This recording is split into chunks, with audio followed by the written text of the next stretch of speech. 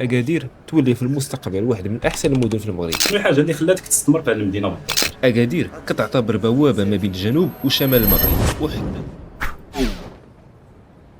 السلام عليكم ومرحبا بكم في جيرمان سي بي سي. اليوم حلقه سبيسيال مع ضيف سبيسيال. انا اسماعيل ومعايا رجل اعمال ومؤسس جيرمان سي بي سي سفين هوفمان. تقدر تعاود لنا شنو كدير في الحياه ديالك؟ اسا احمد.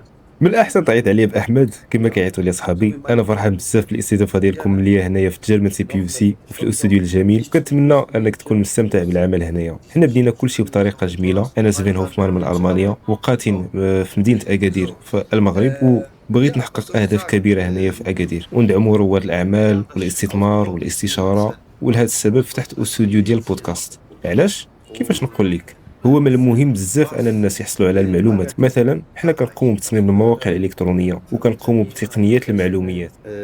هاد الاشخاص كيبقاو غير في المكاتب ديالهم، ما كيشوفهم حتى واحد، بحال الكابلات داخل الحيط ما تقدرش تشوفهم او لا. وهذا الشيء علاش من المهم اننا نفتحوا الاستوديو دابا، حيت في المانيا او نقولوا عالميا هذا الشيء ولا واحد الحاجه مهمه او الترند في السوق، حيت اش يمكن من خلاله توصل الفكره للاشخاص الاخرين. وكنتمنى بكل شيء يدوز مزيان. كيفاش قررتي تجي لاكادير وشنو هي الحاجه اللي ثارت الانتباه؟ انا سافرت تقريبا لجميع انحاء العالم، مشيت لتركيا، السعوديه، الامارات، بزاف ديال البلايص. ومن بعد واحد صاحبي قال لي علاش ما تمشيش للمغرب، بالضبط لمدينه اكادير، وقال لي خلي اكادير تكون هي الوجهه ديالك، ما تمشيش لشي بلاصه اخرى. بصراحه كنت متفاجئ، حتى في اخر لحظه قررت نمشي. كنت مازال كنقلب على الرحله وشفت بلي كلشي كان رخيص، الفندق، الطياره، كلشي، وقلت يلا نجرب ونمشي الاسبوع الجاي. وصلت لاكادير، ومني وصلت قلت واو، واش هذه هي اكادير؟ عجبتني بزاف، البحر، النخيل، الحياه هنا هادئه وجميله، والفنادق زوينين، كلشي كان رائع. ولكن ماشي غير هادشي اللي عجبني، الحاجه اللي عجبتني اكثر هي المساجد والاذان. هنا تقدر تقول السلام عليكم الناس وعادي، ما كاين حتى مشكل، ماشي بحال بعض المدن الالمانيه اللي فيها قيود بزاف. هنا حسيت براسي مرتاح، ومن ديك اللحظه جات لي واحد الفيزيون هنا في اكادير. فهمت بلي نقدر ندير بزاف ديال الحوايج هنا ونبني حياه جميله. شنو الحاجه اللي خلاتك تستثمر في هذه المدينه بالضبط؟ بها بس اوكي، شنو اللي قنعني نمشي لاكادير وشنو اللي خلاني نقرر نستثمر هنا؟ من 2018 حتى ل 2025 بصراحه بزاف ديال الحوايج وقعت في اكادير. اكادير كتعتبر بوابه ما بين الجنوب وشمال المغرب وحتى لافريقيا. بزاف ديال الناس كيجيو من دول افريقيه وكيختاروا المغرب، وكثير منهم كيدوزوا من اكادير. من جهه اخرى كاينين بزاف ديال الطلبه اللي كيجيو يقراو هنايا. لاحظت انا بزاف ديال الشباب من المناطق الجنوبيه كيجيو لاكادير باش يقراو ويتعلموا، ومن بعد كيمشيو يكتشفوا العالم ويبنيو المستقبل ديالهم. وفي نفس الوقت لاحظت حاجه مهمه، كاينين بزاف ديال المستثمرين من الخارج اللي بداو كيجيو لاكادير وكيستثمروا مبالغ كبيره. هذا الشيء خلاني نشوف ان اكادير عندها امكانيات كبيره بزاف، مدينه اللي مازال فيها بزاف ديال الفرص ويقدر الانسان يدير فيها بزاف ديال الحوايج. وبالنسبه ليا النجاح كيحتاج جوج حوايج مهمين، الايمان بالله والعمل المتواصل. خاص الانسان يبقى يكافح ويخدم، ومن بعد نشوفوا فين يمكن نوصلوا. ان شاء الله غنتطوروا وغنكبروا اكثر. بما انه عندك تجربه في ميدان الرقمي، كيفاش كتشوف الفرص هنا في السوق المغربي؟ Wie kam ich darauf? Ich habe gesehen. بصراحه ما كنتش جاي المغرب وانا كنفكر غير في هذا الشيء، انا غير جيت باش نسجل الشركه ديالي هنا. ولكن منين بديت كنشوف الواقع لاحظت واحد الحاجه مهمه، لاحظت انا بزاف ديال الناس مازال كيستعملوا الكتب والاوراق وما كيعتمدوش بزاف على الحاسوب او البيسي. ومن هنا جا لي سؤال في راسي، واش كاين نقص في هذا المجال؟ وفعلا فهمت باللي كاين نقص كبير في مجال تكنولوجيا المعلومات في الحواسيب وبزاف ديال التقنيات الحديثه. وهنا حسيت باللي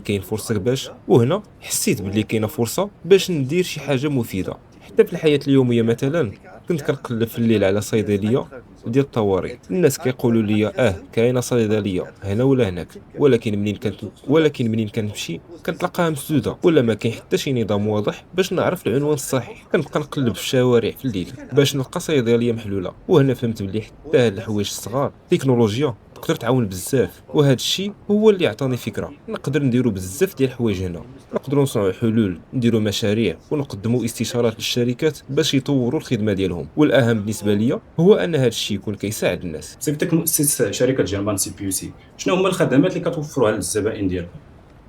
German CP aussi. هنا في جيرمان سي بي يو سي اولا جيرمان سي بي يو سي ستوديوز كنقدموا بزاف ديال الخدمات بحال التسويق الرقمي، تحسين محركات البحث ولا الاس اي او، وتسيير وسائل التواصل الاجتماعي. ومن بعد قررنا نزيدوا الخدمه ديال التصوير والانتاج، دخلنا لهذا المجال المهم وهو المقابلات والبودكاست. اليوم البودكاست ولا بحال برامج حواريه فين الناس كيجيو ويتكلموا ويتبادلوا الاراء والتجارب ديالهم. وفي هذا الوقت بزاف ديال الناس بغاو يفهموا ويتواصلوا مع الاخرين عبر اليوتيوب، تيك توك ومنصات التواصل الاجتماعي. مثلا الا جا واحد رجل اعمال وشارك القصه ديالو والتجربه ديالو، هذا الشيء كيكون عنده تاثير ايجابي عليه وعلى الناس اللي كيتفرجوا فيه. وبهذه الطريقه الناس يقدروا يتعلموا ويفهموا كيفاش كيديروا الاعمال ديالهم وكيفاش يوصلوا للنجاح. الهدف ديال جيرمان سي بي يو سي ستوديوز هو يكون عنده تاثير ايجابي هنا في اكادير ويساعد الناس باش يعيشوا ويخدموا ويطوروا المشاريع ديالهم. وانا كنامل ان اكادير تولي في المستقبل واحد من احسن المدن في المغرب، يمكن تكون حتى احسن من الرباط او لا طنجه. كلشي كيعتمد على الناس، على الخبره اللي عندهم وعلى الافكار اللي يقدروا يخرجوها من بعضهم. حاليا عندنا مشروع صغير، ولكن ربما خلال عام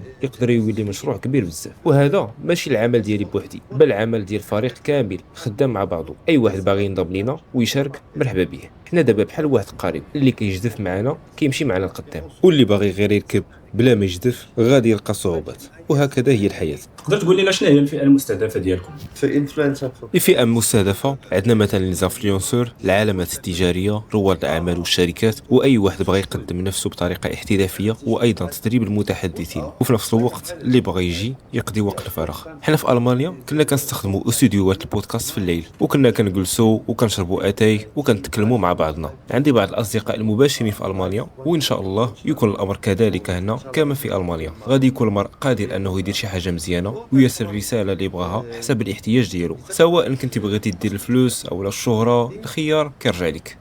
باش نختموا الحلقه، شنو هما الاهداف والرؤيه ديالك لاكادير وجيرمان سي بي يو سي ستوديوز؟ Also ان شاء الله. الرؤية ديالي ان شاء الله غنوليو واحد من افضل الاستوديوهات في المغرب، وحنا قريبا ان شاء الله غنتحولوا لمكان جديد. وكنعتقد ان هذا الاستوديو غيكون عنده نجاح كبير خصوصا في مدينه اكادير. والناس اللي عندهم وقت الفراغ يقدروا يدوزوا وقتهم هنا، والناس اللي ما عارفين شنو غيديروا او لا اي اتجاه غيمشيو ليه يمكن ليهم يستافدوا ويتقفوا. ولكن الرؤيه هي اننا ربما في المستقبل غنوليو ان شاء الله مثل قناه تلفزيونيه او استوديو كبير وضخم، من خلاله غنقدروا نساعدوا الكثير من الناس، وغنقدروا نربطوا الناس ببعضياتهم وبناء جسور بينهم ونتعاونوا في مجموعه من الحوايج. سي احمد، شكرا لك بزاف حيت كنتي معنا اليوم، وشكرا على الوقت ديالك. شكرا لك بزاف اسماعيل، شكرا على الاستضافه، وموعدنا الحلقه المقبله ان شاء الله.